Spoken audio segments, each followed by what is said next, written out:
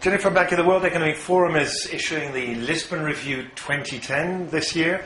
It was launched 8 years ago to assess the Lisbon strategy. So tell me, how are European countries faring in this deadline year?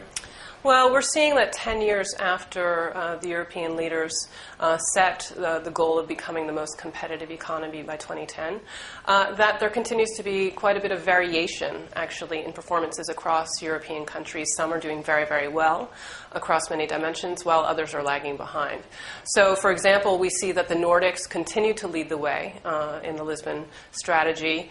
These are countries that are doing very well in terms of being very innovative. They have developed very strong information societies. They've been excellent in terms of improving social inclusion and also have had a strong focus on sustainable development and the environment. So these are very good things.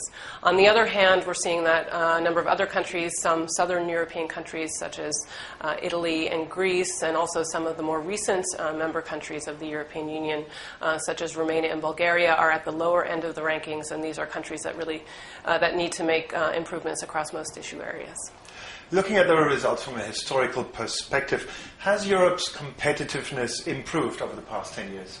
Well, we do see that although it's clear Europe hasn't really met its lofty goal set back in the year 2000, that there have been improvements across a number of areas. And in fact, if you look at the European performance compared with the United States, there has been a closing of the gap. Europe has been catching up overall with the U.S. Now, we've seen, according to our research, that there have been improvements in terms of innovation, in terms of developing a stronger information society, also greater focus on sustainable development on one hand.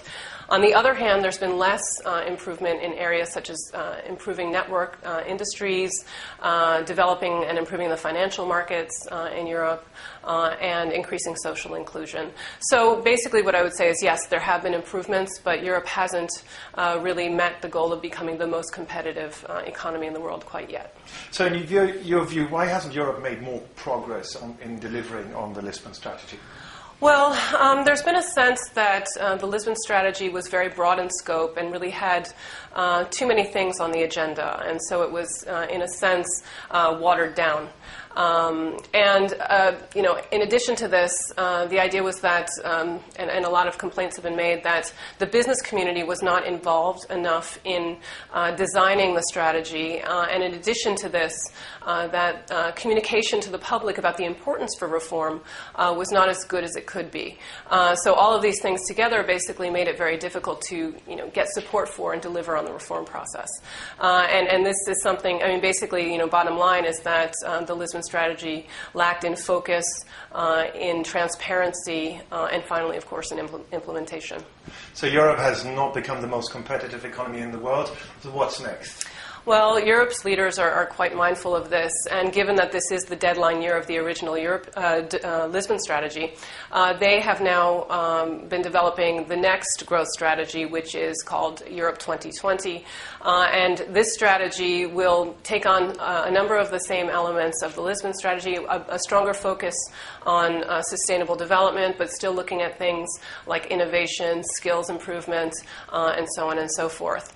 And so really what we would say is that in order for this strategy to be successful, they'll really need to learn from the shortcomings of the Lisbon strategy. And so really an effort to improve communication, improve transparency, and outreach in this domain. Also, Europe's leaders might want to think about having some sort of compliance mechanism that'll ensure that the reforms that need to be made at the member state level really do take place. So basically, if this is a well-implemented strategy over the next decade, there's every reason to believe that Europe will get closer to meeting its really strong competitiveness potential.